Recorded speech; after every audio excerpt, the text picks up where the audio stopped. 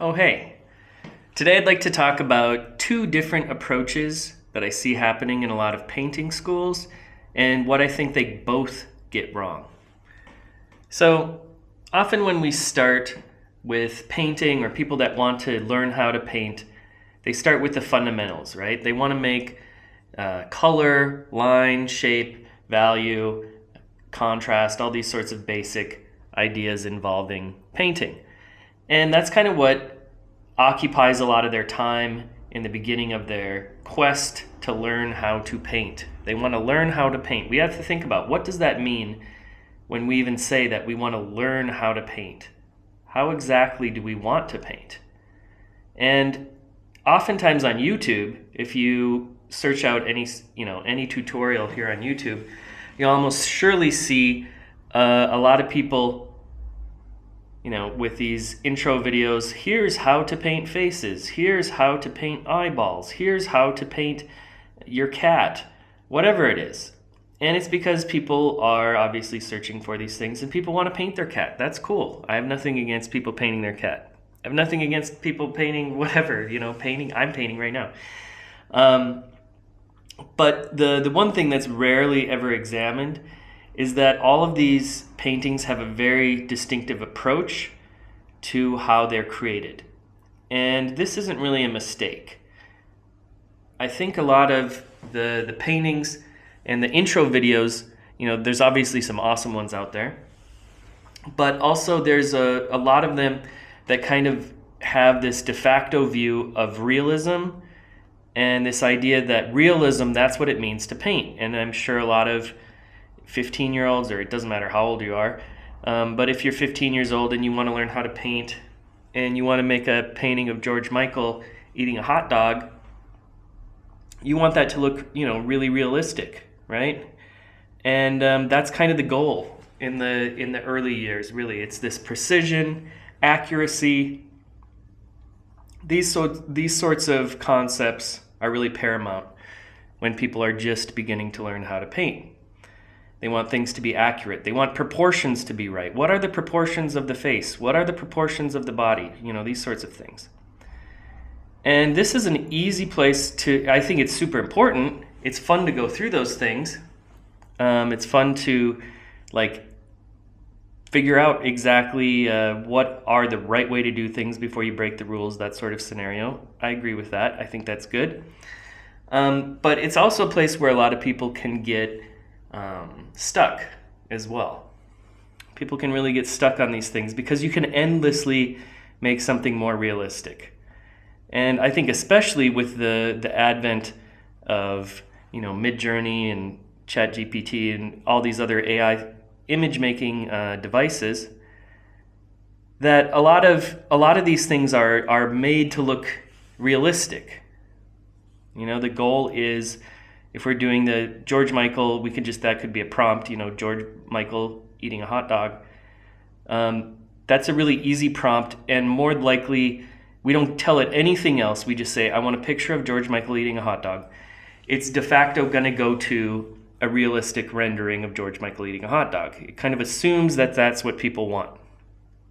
And then it kind of apes all these other styles and approaches to painting throughout all the years. So you could say, make a painting of George Michael eating a hot dog as a Picasso, or an early Picasso painting during his blue period.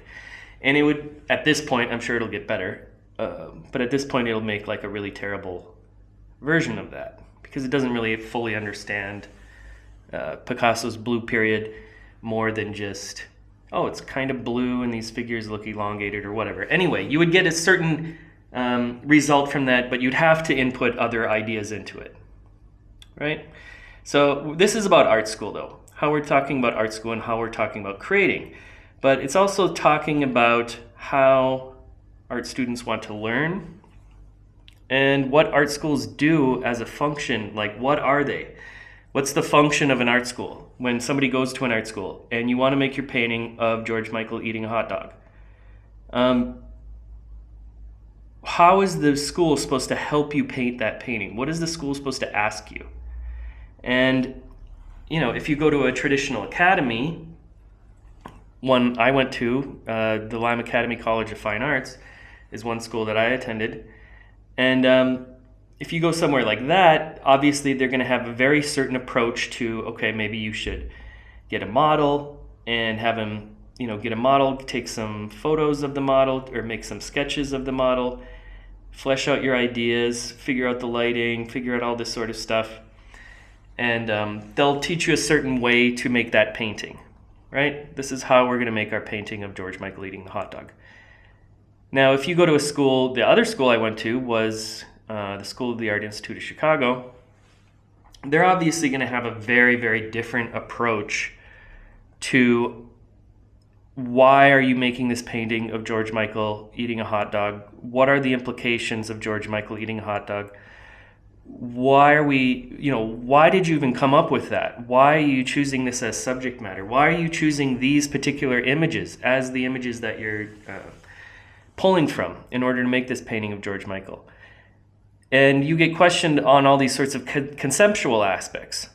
And at a school like that, you're given kind of a lot of conceptual freedom to really do whatever you want in a lot of ways. And you're really challenged conceptually often. It's more often, in my experience at least, that you would have a critique that is mostly focused on ideas at a place like that rather than technique. And there's all these things blend into each other. All these things blend, and nothing is absolute in either way.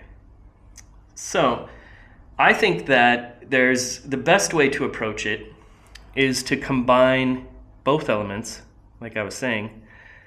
And it's something I don't really see that often, or something I didn't really experience that much in my education, was this ability to kind of blend both. And also with, a lot of these academy type painters on YouTube, a lot I watch and I like, by the way. I'm not actually dissing them. But it's a very particular way of painting, and it looks very similar. All the paintings look very similar to one another. And so in those instances, those artists often aren't challenged on developing their own techniques, their own voice. They're looking at the techniques of the masters or whatever and emulating those. So in a way, both kind of insulate themselves from the other. I suppose I'm going to probably annoy both sides with this video. But I think in terms of making a painting, or as an educator, how do I actually educate students and teach them how to paint? I like to think about the concept of the architect and the dreamer. So we imagine somebody who wants to build a building. And of course, architects are both of these things. But say somebody wants to build a building. An architect can figure out, this is how strong of a load we can have on this walkway area. It needs to be made of this material and it needs to be this thick. And they're thinking of, some design concerns, but they're also taking in some structural ideas into play in the creation of the building. And then there's the dreamer who kind of wants to infuse the building with some sort of soul, some sort of deeper identity. And painting is really kind of similar to that in a lot of ways, I think. That's, I think, a good metaphor for how we can teach painting, is that we can also have, this dreamer character who is coming up with these fantastical ideas that they want to work out on the canvas. But there can also be these just straight up technical concerns that need to be considered as well. But we can still see that in an academic approach where we focus too much on all this concept and these sorts of things, there's a certain rigidity that comes with that as well. So there's some stifling of creativity that goes on. If we think only solely about technique, we're missing the forest for the trees. And in the reverse, if we focus solely on concept to all else, we tend to ignore just some basic conceptual concerns. And so a school should really be, or a good critique, should really be able to bridge both of these ideas. And that's a good way to approach critique in general, I think, as a way to bridge both concept and technique and how you're painting, how you're approaching things. But then the broader question becomes, how do you format a curriculum to do that? Because you have to remember, I'm an educator as well.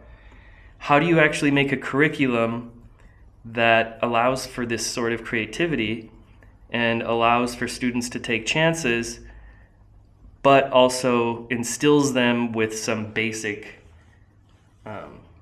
ideas so they can take something away? So I think a lot of times, a lot of art schools, the easy path is to just have critiques and talk, and never have to do any of the actual hard work, so to speak. The hands-on work. And so the way I approach things is to really imagine that, okay, I have to blend an approach with my students where I'm making something with them and teaching them something tangible. They need to learn. If you learn and you take the time to all be together once a week, if you're meeting up once a week, and you can use that time just to talk every single week, basically. That's what happens often. Maybe you give some readings or whatever. But you can also balance that with some action. So every meeting can just have a simple idea, have a simple, it could be a materials class, while you're also talking about certain concepts and blending some art historical stuff in there as well. So they also learn about, maybe learn about some artists they didn't know about from before. And they're really blending all this stuff together, And then that becomes a completely different approach where you're really fostering a space that allows for both of these things to come into play. And I think that's the only way for art education, especially with a lot of departments across the country are struggling right now. A lot less people enrolling in college altogether, but I think less people are also enrolling in a lot of humanities because they're freaked out about the economy. So when you're working in a time like this, you've got to foster a space that does give some hands-on stuff that can be taught, and that can be more universal. It doesn't have to be just strictly conceptually based. I think the whole structure of a lot of universities, they're based on getting funding and based on people getting research grants, and that applies to the arts as well. A lot of people aren't aware of that. But, that's it's just the process of research of any subject, and becoming a professor of anything is going to involve a ton of research. You want to publish stuff, you want to do all this other stuff.